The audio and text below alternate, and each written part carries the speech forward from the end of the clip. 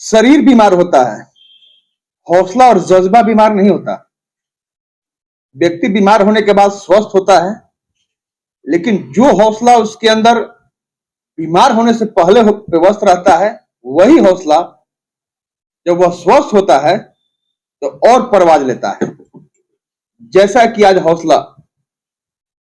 गढ़वा विधानसभा क्षेत्र से पूर्व भाजपा विधायक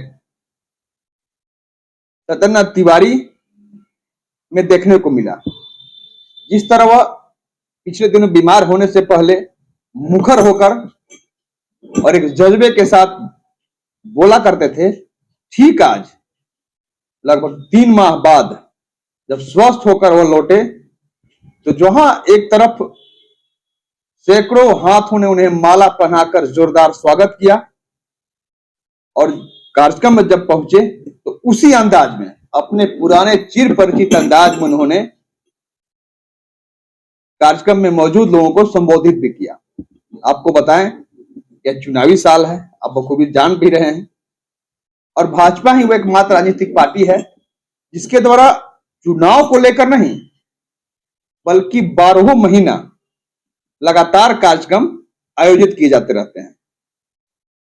उसी कड़ी में आज एक कार्यक्रम गढ़वा जिला मुख्यालय के उत्सव गार्डन में आयोजित किया गया। टिफिन पर बैठक।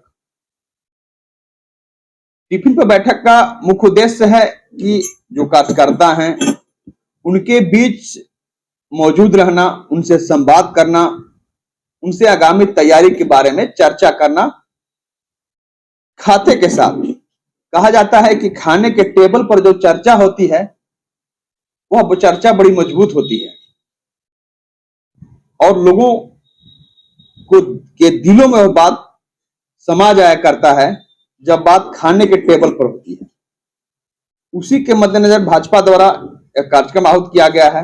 हर जगह कार्यक्रम आयोजित हो रहा है टिफिन पर बैठक को लेकर के। तो आज गढ़वा जिला मुख्यालय में हुआ, जहां पर बतौर मुख्य अतिथि के रूप में पूर्व विधायक सत्येंद्रनाथ तिवारी मौजूद रहे।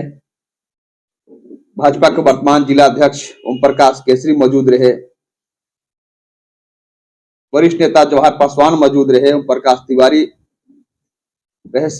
कई नेता जो मंच पर मौजूद रहे, आप देख भी रहे होंगे। हम आपको दिखा रहे हैं, हम आपको उस तस्वीर में भी आप देखिए, नेता मंच पर मौजूद हैं। सभी कार्यकर्ता जो भाजपा के समर्पित कार्यकर्ता हैं सभी सामने मौजूद हैं और सबके साथ चर्चा हो रही है। टिफिन पर बैठक की जब हम बात कर रहे हैं तो आपको भी दिखाते हैं हम कि कैसे सभी नेता एक साथ बैठकर एक मंच पर खा रहे हैं, बातें कर रहे हैं, चर्चा कर रहे हैं आगामी चुनाव को लेकर, संगठन को लेकर के कैसे और संगठन में और प्रगाढ़ता है, कैसे आगामी चुनाव को लेकर रणनीति बने। कई तरह की चर्चाएं हुई। साथ ही इस मौके पर पूर्व विधायक द्वारा किस तरह अपने उसी चिर परिचित अंदाज में मीडिया से बात की गई और उनके द्वारा क्या कहा गया, आइए आपको सुनाते हैं।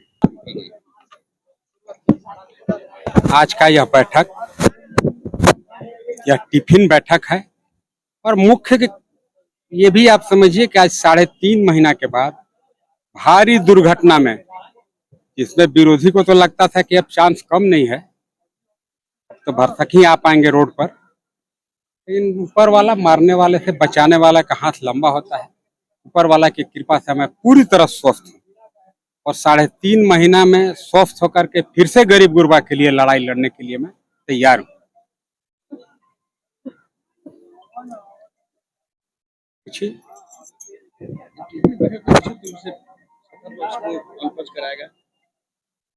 नहीं, सत्ता पक्ष को इससे मतलब ही नहीं रह गया। आज सत्ता पक्ष आम गरीब गुरबा के सवाल से भाग रहा है। आम गरीब गुरबा के बीच में उनको जाने का हिम्मत नहीं रह गया। ये मैच फिक्सिंग की तरह खेल रहे हैं। अपने ही लोगों से घिरे रहते हैं यहाँ के जनप्रतिनिधि। और एक राजा, भाई बरवाडीह में जैसन घर बनल है, आप लोग भी जाके देख लीजिएगा, बनारसों जो जैसन घर नहीं होगा, उतना मजबूत और बढ़िया घर। अब ये जो बीच बीच में हम देखते हैं कि पहल का राजा वो अभी के राजा दोनों एक दूसरे पर कुछ कटाक्ष बयानबाजी, उसके आड़ में हम पर भी आरोप लगाते हैं। अरे मैं तो 100 बार कहा कि मेरा पैदाइश हुआ है राजा और सामंती के विरुद्ध, गुंडा और अपराधी के विरुद्ध लड़ाई लड़ने के लिए। उसमें चाहे हमारे पार्टी का कोई हो या दूसरे पार्टी का हो, गुंडा, अपराधी, क्रिमिनल, राजा महाराजा किसी पार्टी के नहीं होते हैं। इन्हीं राजा महाराजाओं की वजह से ईस्ट इंडिया कंपनी यहाँ पर 200 वर्षों तक शासन किया। आज गढ़वा विधानसभा का कमोबेश नहीं, मैं कह सकता हूँ कि 100% आज वही हाल है। यहाँ भी राजा महाराजा के मिली भगत से यहाँ गरीब गुरबा की आवाज को दबाने का काम किया गया। और वो लोग भी आजकल फ्रेंडली मैच खेलते हैं, रात के एक दूसरे से मिलते हैं। भैया जी के अगेंस्ट में उनको बोलने का मजाल नहीं है, लेकिन भैया जी ये प्रूफ करना चाहते हैं कि भाई राजा साहब कि मेरे विरोधी हैं, ऐसा कुछ नहीं है। बालू का कमीशन हमको तो लगता है कि दोनों राजा भी जाता होगा, बड़का राजा और महिला राजा भी। इसलिए दोनों की 100% संलिप्तता है। सबका मकसद एक है कि भाई सत्येंद्र तिवारी को रोको। बीच में आपने देखा होगा वो रबदा तरफ के भी हम लोग के समाज के लेकर घूमल चल रहे थे, बंदूक बंदूक लेके, कहाँ तक गार्डो लाए थे, पगड़ी बंधले था। अच्छा है, मेरे गोतिया परिवार है, मैं चाहता हूँ कि उनको बॉडीगार्ड रखने का क्षमता भगवान दे, उन्हें बरकत हो।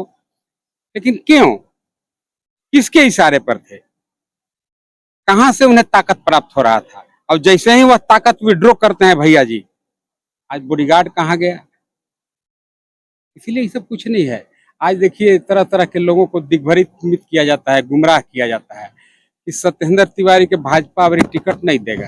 तो हम बोले तू कैसे बोलता है जब हमको टिकट नहीं देगा?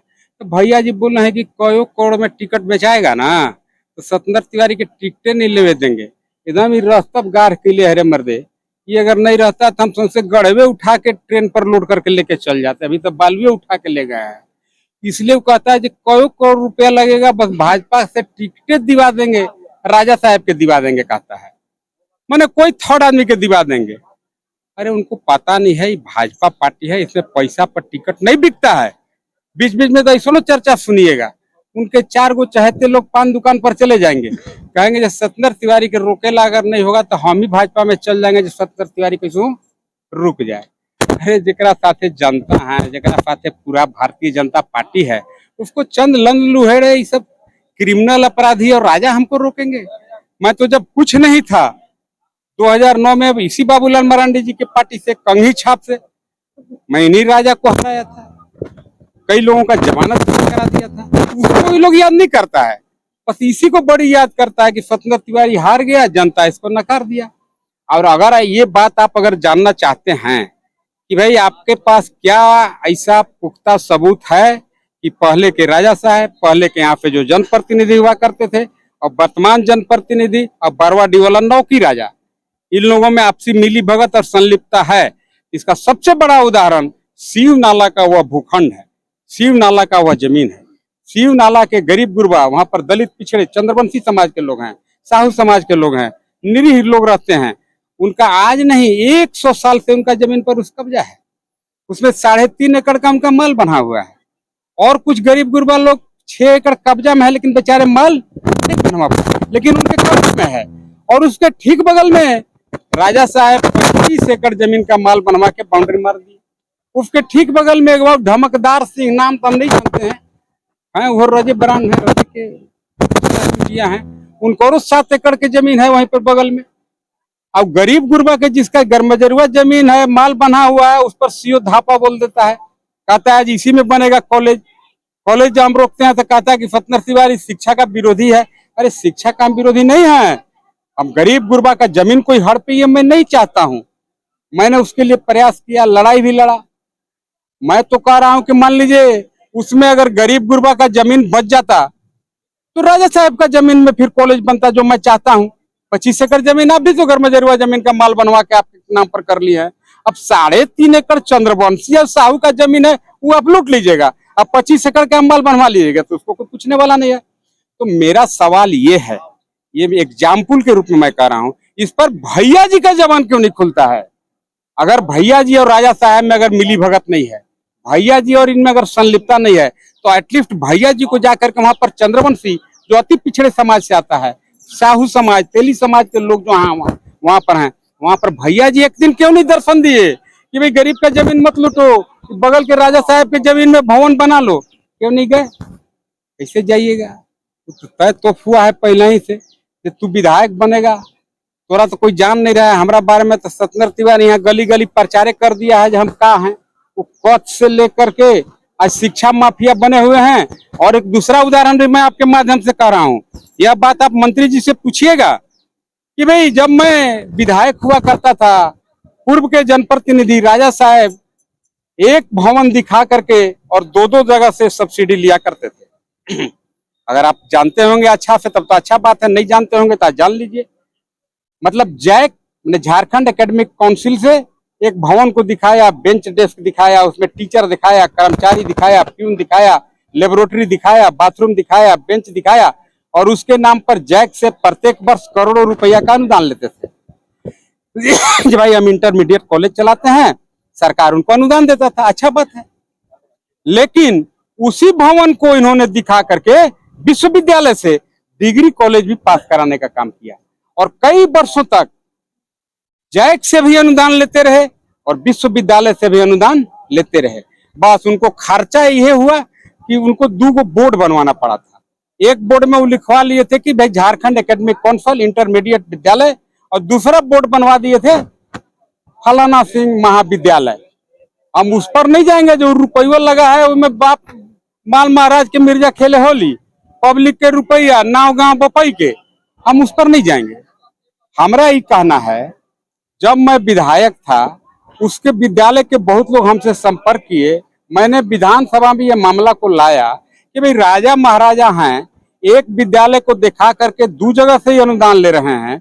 जब यूनिवर्सिटी वाला जांच करने आता है तो उस बोर्ड में लगा देते हैं कि झारखंड यूनिवर्सिटी से फलना संख्या से ये जो है इसको मिला है परमिशन और ये है डिग्री कॉलेज। और जैसे वो लोग तहले नदी पार होता है बस वो बोर्ड हटा के जैक वाला बोर्ड लगा देते हैं। उसमें 16 करोड़ रुपया का रिकवरी मैंने कराने का काम किया था। उसको जब कैलकुलेट किया गया तो 16 करोड़ रुपया पूर्व के जनप्रतिनिधि को एक्स्ट्रा भरना पड़ता। वह 16 करोड़ रुपया अवैध तरीका से गरीब गुरबा जनता के पैसा था। अब भैया जी सोचिएगा जब, तो भैया जी उन लोग में मिली भगत से इसका क्या लेना देना है? उसका लेना देना है। अगर भैया जी अगर जनप्रतिनिधि यहाँ नहीं बनता तो पूर्व के जनप्रतिनिधि को 16 करोड़ रुपया रिकवरी होता। लेकिन भैया जी ने क्या किया? शिक्षा मंत्री से, शिक्षा विभाग के लोगों से मिल करके और मात्र 16 करोड़ रुपया के डैमेज सूट को 2 करोड़ रुपया पर ले आया। 2 करोड़ रुपया बेचारे भर के और रात भर पुआ बनवा बनवा के खा रहे हैं। यार मर्द ऐसा विधायक बनते हमारा 14 करोड़ रुपया का नाफा करा दिलो। आप बताइए भैया जी और राजा साहब अगर एक नहीं है तो गरीब गुरबा के पक्ष में जो 14 करोड़ रुपया उनका आज बचा उस पर आवाज क्यों नहीं उठाते हैं? कभी आप नहीं सुनिएगा कि उन एक दूसरे के ऊपर हम आवाज उठाते हैं। उनकी सरकार में विकास नहीं हुआ। कुछ दिन पूर्व ही उनके द्वारा 400 योजनाओं का शिलान्यास मंच से किया गया। आपको एक चीज पता होना चाहिए, वो है पानी मंत्री हैं। पानी के बुलबुला की तरह बिला जाएंगे यो गारंटी है, समय बताएगा। हाँ पानी मंत्री विकास क्या कर रहे हैं? सड़क से। कौन सड़क? आप देखिए पत्रकार बंधु पढ़े लिखे काफी बुद्धिजीवी लोग देखिए टाइम बॉन्ड है। जैसे मैंने वो सिपाही है 12 साल के बाद वो हवलदार हो जाएगा। कई वो सिपाही तो लेट से बिया कह रहा है कि हवलदार होला पर 5 लाख तिलक बढ़ जाएगा, उस पर मत जाइए। लेकिन सिपाही है तो हवलदार होगा, बीडीओ है तो एक दिन प्रमोशन होकर एफडीओ होगा कि नहीं होगा? टाइम बॉन्ड है। वैसे ही जितना पीएमजीएसवाई सड़क मैंने अपने कार्यकाल में पारित कराया, जितना राज्य संपोषित सड़क मैंने अपने कार्यकाल में पारित कराया, जितना पथ निर्माण विभाग से सड़क मैंने बनवाया, 90% उन्हीं सड़कों का 5 साल पूर्व गया। तो उसका रेनोवेशन होगा कि नहीं? उसका जीर्णोद्धार होगा कि नहीं? अब उसी रेनोवेशन को, उसी जीर्णोद्धार को करा दिया। अब गढ़वा से चिनिया जाने वाला सड़क का क्या दुर्गति था, मैंने उसको पूरा मजबूत तरीका से बनवा दिया। आज बनवाए हुए हमको 8-10 साल हो गए। अब उसका चौड़ीकरण का टेंडर होगा, कहेगा जी रोड में बनवा दिया। वो तक रिंग बाईपास कहता है हम बनवा दिया। अरे आम मूलभूत जो समस्या है, गरीब का जमीन, आज चले जाइए यहाँ से अभी आप लोग, लगमा खजूरी में गरीब के जमीन प्रशासन के बल पर लूटा जा रहा है। मोदी जी कानून बनाए थे कि भाई जमीन का 4 गुना मुआवजा दिया जाएगा, लेकिन उस पर तो भैया जी का जुबान खुलता नहीं है। दोनों एक हो जाते हैं। हम मुसहर के पक्ष में आवाज उठाते हैं राजा साहब और दोनों रात के बतियाता है, कह रही तो तोरो ले मर लवा हमरो ले मर लवा, क्योंकि दोनों एक राह के राहगीर है। ये सब कोई अलग नहीं है, ये मैच फिक्सिंग है। मैं गांव में जाऊंगा, लोगों के बीच में इस बात को रखूंगा और समझाऊंगा, ये मैच फिक्सिंग है। भैया जी और राजा जी में कोई फर्क नहीं है, दोनों एक ही हैं। इनका मकसद यही है कि सत्येंद्र को रोको, लेकिन मैं आपको चुनौती देता हूँ, कोई मैया का लाल अबरी सत्येंद्र को रोक नहीं पाएगा। और जिसको भी हराऊंगा 1.5 लाख से हराऊंगा। 1.5 लाख वोट का मैं बात नहीं कर रहा हूँ, जनता के बीच में काफी आक्रोश है। बालू के लिए लोग तरस रहे हैं, लेकिन भैया जी के घर बनते हुए कहीं बालू का ट्रैक्टर पकड़ाया? वो देंगे उसका रॉयल्टी के फार्म जो कहाँ से लाए हैं?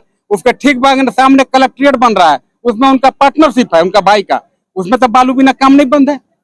कुछ लोग के लिए मतलब एक आंख में सुरमा एक आंख में काजल, उनके अपने लोग बालू रात दिन चोरा के बेच रहे हैं। अब गरीब गुरबा अगर पकड़ा गया तो जाइए 60,000 लाइए, ये हालत है।